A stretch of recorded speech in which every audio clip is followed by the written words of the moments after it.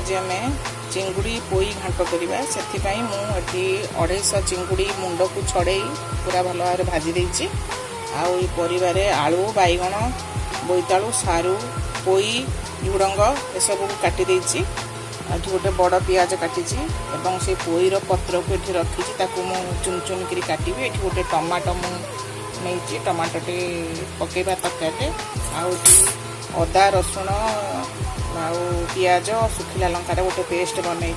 चलतु आम बर्तमान पोई आउ चिंगुड़ी घांट तैयारी करवा।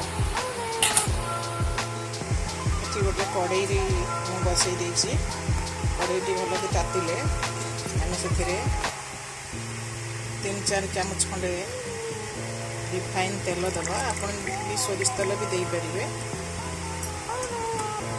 तेलटी भल भाव तातिले आम आउ सब सामग्री पकेबा। तेल आमर पूरा तातीगला से आम 1/2 चामच पंचफुटण पकेबा। फुटण जो भल भाव फुटी सारा जो काटिक रखी गोटे पियाज ताकू पकेबा। पियाज भल भाव लाल हो सारापर आम से बाटिकी रखी जो पियाज रसुण अदा सुखिला लंकार जो पेस्ट से पकेबा। पियाज आमर पूरा लाल हो गला आम पेस्ट को पकेबा। पियाज पूरा लाल हो आसलानी आम काश्मीरी लंका गुंड गोटे चामच पकेबा। हलदी गुंड 1.5 चामच पकेबा और जो आम बाटिकी रखी पेस्ट ताकू पकेबा। भल भाव मसला को आम पूरा कषिबा जमी मसला रू तेल पूरा छाड़ी भल भाव आम बर्तमान कषिबा। बर्तमान आम गोटे चामच लुण पकेबा। लुणटा पकेले जहाँ भी मसलार कंचा अंश थाए से सांगे सांगे पूरा भाजी हो जाए। अब आम परिवा पकेबा।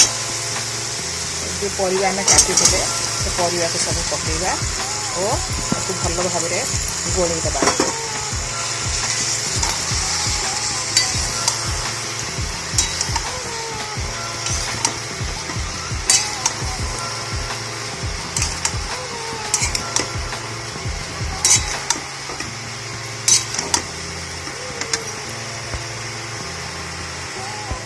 भल भाव मसला को गोली दीजे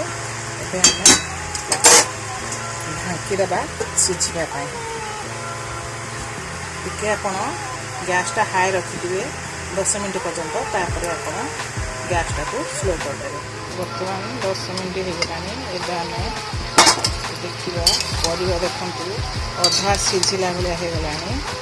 आम गोटे चामच करी पाउडर पकेबा और जो बिलाती में रखी से बिलाती की पकेबा। ताकू बर्तमान भल भाव आम मिसेकी आउ 10 मिनट आम सिम रे रखी परिवा को सिझा को देवा।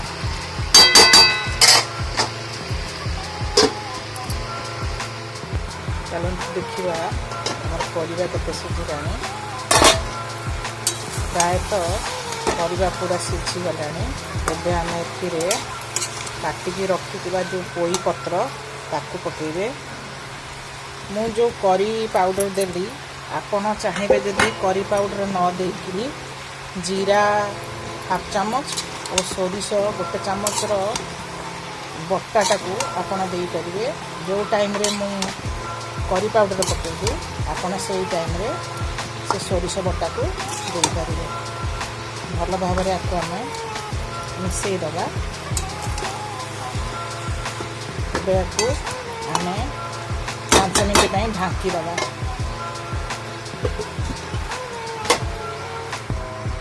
चलते देखा आम बर्तमान आमर परिवा प्रायतः सिझीगला। आम ए भाजिकी रखिथिबा चिंगुड़ी की पकेइबा।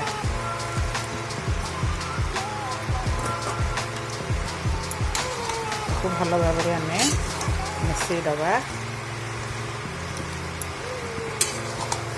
और अल्प अर्ध ग्लास खंडे आम पानी दबा। पानी टिके नदेले आपण जमा हाई रे रखिबे नहीं, गैस को हाई रे रखिले सारू पड़ी जेहेतु से सब लगी आपण को सीम रे करेंगे। प्रायतः आमर परिवा सब सीझी गलानी। अर्ध ग्लास खंडे आम पानी दबा।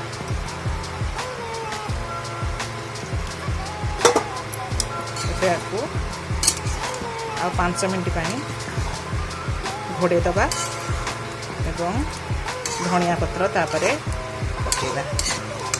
फ्रेंड्स बहुत दिन हेलानी मु वीडियो किसी अपलोड करनथिली जेहेतु मो देह खराब थिला। कौन सी वीडियो अपलोड करनी से बहुत दुखित। कार्य व्यस्तता एवं देह खराब रु कौन सी वीडियो वर्तमान सुधा देनी से मत क्षमा करेंगे। चलतु वर्तमान 5 मिनट को सीम रे घोड़े दबा। चलतु देखा आमर तरकारी होगला कि ना। देखु आमर चिंगुड़ी पोई घाट पूरा प्रस्तुत होगलानी।